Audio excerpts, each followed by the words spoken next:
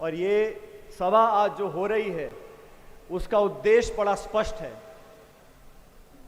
देश में क्या हुआ पहलगाम से लेके ऑपरेशन सिंदूर से लेके आज तक, वो हम सबके सामने है, मुझे दोहराने की ज़रूरत नहीं है।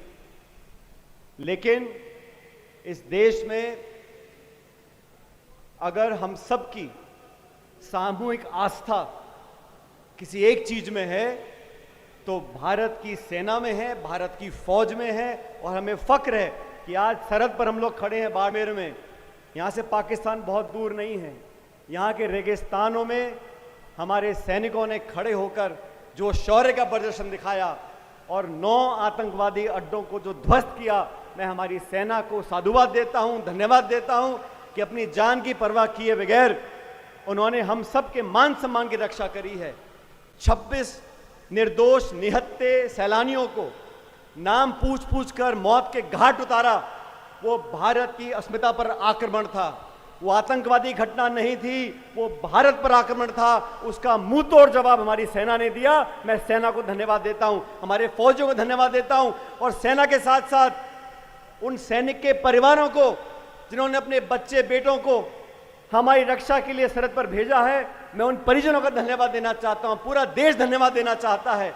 और ये सभा, जय हिंद सभा, हमारी पार्टी पूरे देश में कर रही है ताकि सेना को सलाम कर सकें, उनके पराक्रम और शौर्य को मान सम्मान दे सकें। इतिहास गवाह है, जब जब देश को ललकारा गया है हमारी सेना ने दुश्मन के दांत खट्टे किए हैं। दोस्तों, मुझे कहने में कोई संकोच नहीं है, इस देश में अलग अलग पार्टियां हैं। आज सरकार बीजेपी की, हम विपक्ष में हैं। एक समय था जब देश की संसद पर आतंकवादियों ने हमला किया था, वो भी पाकिस्तान ने करवाया था। वाजपेयी जी प्रधानमंत्री थे, सोनिया गांधी जी नेता प्रतिपक्ष थी। उन्होंने सदन के पटल पे खड़े होकर बोला था कि वाजपेयी जी, हम आपके विरोधी हैं, हम विपक्ष में हैं, लेकिन आज लोकतंत्र के मंदिर पर हमला हुआ है, देश को जवाब देना पड़ेगा, हम आपके साथ खड़े हैं। ये राजनीति कांग्रेस पार्टी ने पहले भी दिखाई थी।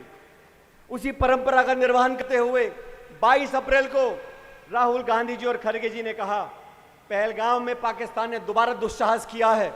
इनको मजा चखाने के लिए पूरे 140 करोड़ की आबादी वाला मुल्क, संपूर्ण विपक्ष, हर एक दल सरकार के साथ खड़ा है। हमने नहीं पूछा कि एलओसी से 400 किलोमीटर दूर पहलगाम में वो आतंकवादी घुसे कैसे। हमने नहीं पूछा कि चूक कैसे हुई। आज देश पर घाव हुआ है, हमारी माता बहनें विधवा हुई हैं। आज हमें बदला लेना है। पूरा देश एकजुटता से खड़ा रहा और हमारी सेना ने वो कर दिखाया जो हमें उम्मीद थी। लेकिन अचानक अमेरिका के राष्ट्रपति घोषणा करते हैं कि मैंने युद्ध विराम करा दिया। किन शर्तों पर कराया? व्यापार का लालच दिखाकर, कश्मीर पर मध्यस्थता कर कर। उसका खंडन सरकार ने आज तक नहीं किया।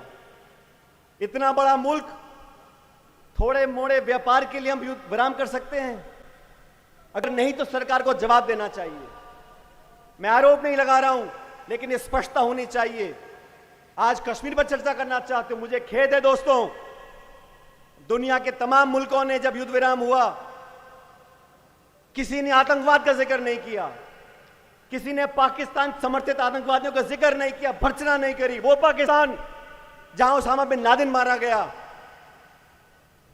जहां असद मसूद जैसे आतंकवादी रहते हैं, पूरी दुनिया जानती है। फिर भी जो भर्त्सना करनी चाहिए थी दुनिया के देशों को, वो नहीं करी।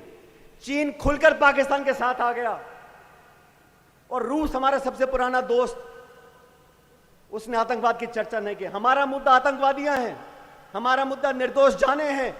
ये चर्चा कश्मीर पे करना चाहते हैं। इसीलिए हमने कहा एक विशेष सत्र बुलाना जाना चाहिए। 1994 में लोकसभा और राज्यसभा में सर्वसम्मति से ये रेजोल्यूशन पारित किया गया कि जो पाक अधिकृत कश्मीर है, पीओके, वो भारत का हिस्सा बनना चाहिए। ये प्रस्ताव सर्वसम्मति से पारित किया गया 94 में।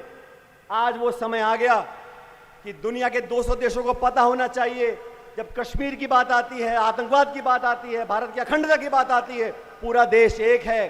अभी इतने सारे डेलीगेशन दुनिया के देशों में गए हैं, कितना बेहतर होता हमारा सत्र बुलाया जाता, यहां से एक आवाज निकलती कि पूरा देश एक है और हम आतंकवाद से कोई समझौता नहीं करेंगे।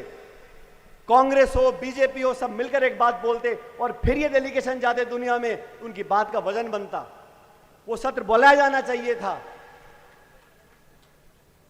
सरकार में बैठे लोग, कर्नल सोफिया कुरैशी गुजरात से आती हैं, उनकी तीसरी पीढ़ी फौज में काम कर रही है। विंग कमांडर नियोमिका सिंह, इन दोनों बहादुर महिलाओं ने किस खूबसूरती से, किस बहादुरी से पूरी सेना का विवरण किया, हमारा सीना छाती से फूलता था। और वो लोग जो शपथ लेके संविधान की बैठे हैं, मध्य प्रदेश के इस मंत्री ने क्या शब्द बोले कर्नल सोफिया के लिए। सुप्रीम कोर्ट को आदेशित करना पड़ा, लेकिन बेशर्मी की सारी हदें पार कर दी, आज तक उसका इस्तीफा नहीं लिया गया। मध्य प्रदेश के उप मुख्यमंत्री हो, हरियाणा के राज्यसभा के सांसद हो, मजाक उड़ाते हैं वीरांगनाओं का, हमारी सेना का, और आप कुछ बोलते नहीं हैं। भाजपा के शीर्ष नेतृत्व को माफी मांगनी चाहिए और बाहर निकाल देना चाहिए ऐसे लोगों को जो मंत्री बना के आपने बैठे हैं। हमारा पार्टी ने यह निर्णय लिया, हम जैन सभाएं करेंगे, लोगों के अंदर वो जज्बा जागरूक करेंगे, क्योंकि जब युद्ध विराम हुआ उसके 6 घंटे बाद पाकिस्तान ने सीज फायर का उल्लंघन किया, लगातार बमबारी करी राजौरी और पुंछ में। उस मुल्क का क्या भरोसा है? वो मुल्क दिवालिया हो गया है। हमारी अर्थव्यवस्था उससे 11 गुना बड़ी है। जहां इमरान खान जेल में है, सांसद जेलों में है, पाकिस्तान की सेना और आईएसआई उस देश को चलाती हैं, उनकी विश्वसनीयता बिल्कुल नहीं है। इसलिए सरकार को बहुत सावधानी से काम करना चाहिए। और मैं तो धन्यवाद देना चाहता हूं अखिल भारतीय कांग्रेस कमेटी का कि संदीप सुरजेवाला जी आज हमारे बीच में आए हैं, पार्टी का संदेश लेके।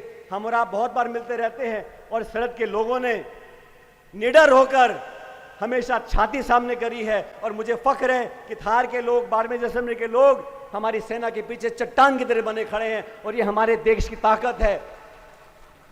मजहब नहीं सिखाता आपस में बैर रखना, हिंदी है हम, हिंदुस्तान हमारा। ये जो हमको तोड़ना चाहते हैं मजहब के नाम पर, उनको मुंह तोड़ जवाब देना बहुत जरूरी है। ये घुसपैठिए, ये पाकिस्तान समर्थक आतंकवादी सिर्फ देश में दोफाड़ करना चाहते हैं मजहब के नाम पर, हम उन्हें कभी कामयाब नहीं होने देंगे। मैं धन्यवाद देना चाहता हूं जिला कांग्रेस कमेटी को, प्रदेश कांग्रेस कमेटी को, हेमाराम जी को, हरीश जी को, मिताराम जी को, सबको मिलकर यहां आमंत्रित किया। और यहां से एक बुलंदी की आवाज जाएगी कि जय हिंद समाओं के माध्यम से पूरी कांग्रेस, पूरी जनता सेना के साथ खड़ी है, देश के साथ खड़ी है, और आतंकवाद से हम कभी समझौता नहीं करेंगे। यहां के लोगों ने बहुत समय देखा अच्छा बुरा, बिजली पानी के क्या हाल है आप जानते हो। परसों से बिजली कटी हुई है, उनको पता था कांग्रेस के नेता आ रहे हैं तो बिजली गुल कर दो। यहां के लोगों से दुश्मनी क्यों निकाल रही है सरकार, मुझे मालूम नहीं है। डबल इंजन की सरकार है, लेकिन फिर भी विकास ठप पड़ा है। आने वाला समय आप लोगों का है, समय बदलेगा। लेकिन आज सब इतनी कड़ी धूप में यहां पर आए हो, मैं आप सबका पुनः धन्यवाद करता हूं और उम्मीद करता हूं कि आज जो यहां से संदेश गांव और घर घर में जाएगा, वो सेना और देश को ताकत देगा। बहुत बहुत धन्यवाद। राम राम साहब।